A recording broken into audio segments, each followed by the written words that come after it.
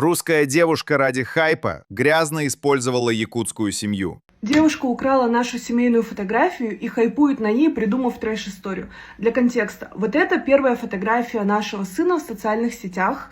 На ней я, мой муж и мой сын соответственно. В какой-то момент времени мне присылает видео некой девушки Сони из Ростова-на-Дону, где она выкладывает нашу фотографию под грустную музыку и пишет о том, что мой муж ее бывший. Естественно, это не так. Мы живем на разных концах света, и, муж мой старше ее на 20 лет. Конечно же, в комментариях началась полная лютейшая грязь. Там на моего ребенка уже насылают порчу, там меня уже избивают, что только там не делают.